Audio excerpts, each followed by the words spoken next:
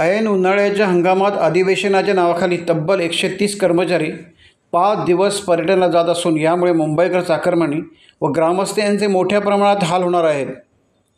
दापोली आगारातील एकही फेरी 5 दिवसाच्या कालावधीत रद्द झाली तर उग्र आंदोलन करण्याचा इशारा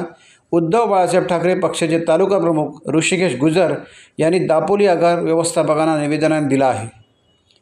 5 व 6 मे रोजी माणगाव येथे महाराष्ट्र एस टी कामगार संघटनेचे 97 राज्यव्यापी अधिवेशन असून या अधिवेशनाच्या नावाखाली दापोलीचे सुमारे 130 कर्मचारी हे गुजरात पर्यटनासाठी जात असून दिनांक 5 ते 10 मे या कालावधीत ते कर्मचारी हजर जाणार असल्याने दापोली आगाराचा संपूर्ण कारभार विस्कळीत होणार असल्याचे म्हटले जात आहे। दापोलीतील उद्धव बाळासाहेब ठाकरे पक्षाचे कार्यकर्ते तालुका प्रमुख ऋषिकेश गुजर यांच्या नेतृत्वाखाली तर काँग्रेस पक्षाचे कार्यकर्ते तालुका सरचिटणीस मंगेश मोरे यांच्या नेतृत्वाखाली आगार प्रमुखांना भेटण्यासाठी गेले असता उबाडाचे जिल्हा सरचिटणीस अनिल जाधव, विधानसभा क्षेत्रप्रमुख मुजीक रुमाने, शहर प्रमुख संदीप चव्हाण, काँग्रेसचे सुहास घटे, मेहबूब कोंडेकर, रुपेश मरचंडे, रियाज तळघरकर, उमेश साटले, संतोष धोत्रे आदी कार्यकर्ते उपस्थित होते। ते 10 मे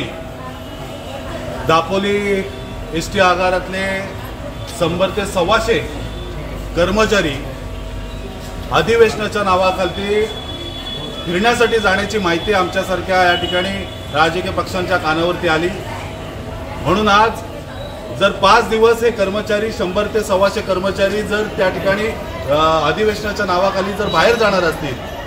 तर दररोज आमच्या ग्रामीण भागातून दापोलीच्या तालुक्याच्या ठिकाणी येणारे जे विद्यार्थी असतील, विद्यार्थिनी असतील, जे प्रवासी असतील ते दररोज आपले एस टीच्या माध्यमातून या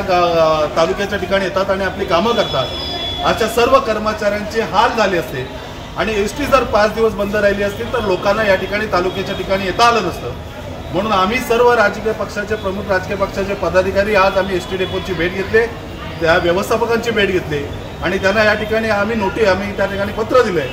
जर समजा या ठिकाणी एस टी कर्मचारी 100 कर्मचारी जर या ठिकाणी जर अधिवेशनाच्या नावाखाली जर गेले आणि दापोली तालुक्यातली एकही एस टी फेरी जर रद्द झाली तर या ठिकाणी खाजगी वाहतूक सुरू केली जाईल आणि तीव्र आंदोलन एस टीच्या विरोधात छेडलं जाईल। कारण दापोली तालुक्यातल्या ग्रामीण भागातल्या विद्यार्थ्यांना आणि प्रवाशांना जर त्रास झाला तर तो त्रास झालेला आम्ही सहन करणार नाही आणि या ठिकाणी प्रवाशांना घेऊन रस्त्यावरती उतरू आणि त्या ठिकाणी ज्या एसट्या बंद आहेत तिथं प्रायव्हेट गाड्या आम्ही सुरू करून दापोली एस टी डेपोतून प्रायव्हेट गाड्यांचं आपण या ठिकाणी नियोजन करू। एस टी व्यवस्थापकाने आम्हाला या ठिकाणी आश्वासन दिले